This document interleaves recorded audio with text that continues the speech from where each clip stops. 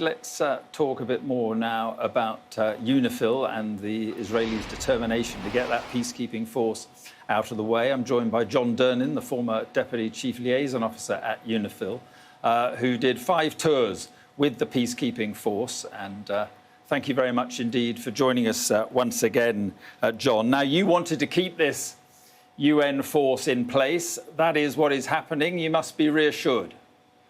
Well, I certainly do hope that they stay in place. It's absolutely essential. Looking at those horrific pictures that were coming from Gaza a few minutes ago, and also from northern Lebanon, where there aren't peacekeepers.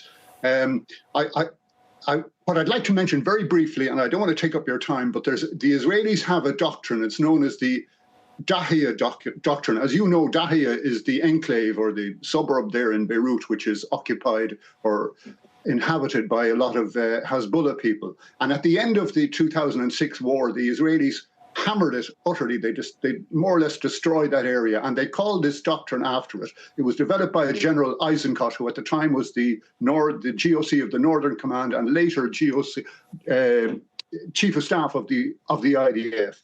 And I'm just going to quote a couple of things that I find them quite shocking, but the logic of this doctrine is to harm the civilian population so much that they will then turn against the militants, forcing the enemy to sue for peace. We will wield disproportionate power and cause immense damage and destruction. This is not a suggestion. It's a plan that has already been authorized. Every one of the Shiite villages in South Lebanon is a military site with headquarters, an intelligence center, and a communication center. Hezbollah understands well that its fire from within the villages will lead to their destruction. Now, that is part of the doctrine that I am quoting there, and I think particularly the word, if I may refer to disproportionate power, that's what they want to use. And I don't have to, I'm not a lawyer. Let me just... but yes, sorry. No, I just want to make the point. I mean, the Israelis are saying that they are, targeting Hezbollah, who they say started this on October the 8th by firing the rockets in. Now, Benjamin Netanyahu has been on television again tonight, and he says the best way to protect UNIFIL is to temporarily get UNIFIL out of harm's way. And he says Israel is not fighting UNIFIL, it is fighting Hezbollah.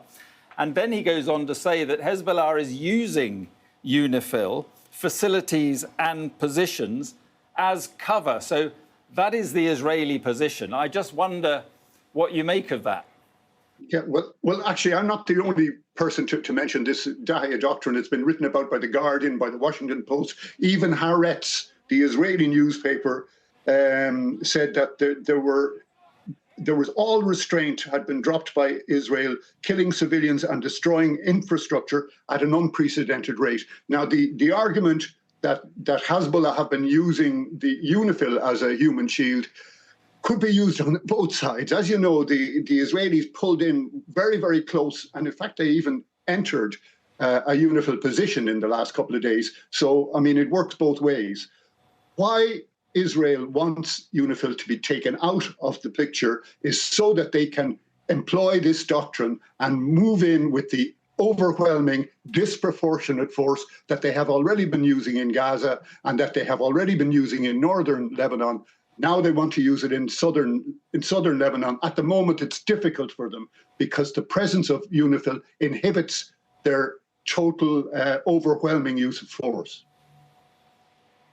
Yeah, if there is no peace to keep, which there isn't at the moment, and we've discussed this before, what is the purpose of the peacekeeping force in a conflict situation like this? What can it do that is useful in your view? Okay, two points I would make very quickly. One is what I've just mentioned, the presence of UNIFIL in the various outposts, platoon posts, company and battalion positions that they have throughout the UNIFIL area of operations is a mitigating factor, is an inhibiting factor against the Israelis using overwhelming and disproportionate force. That's the first thing.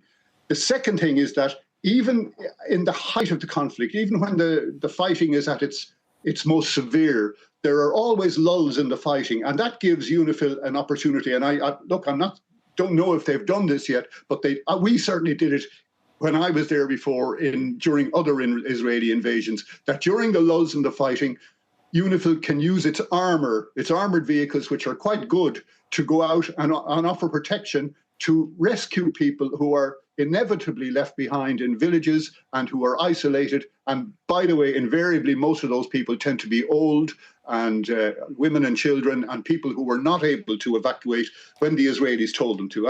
The Israelis will argue, of course, that part of this doctrine is that they will first of all give a warning, get out before we come in with our overwhelming force. But you can see how ineffective that has been in Gaza, because the people are wondering, where do we go next?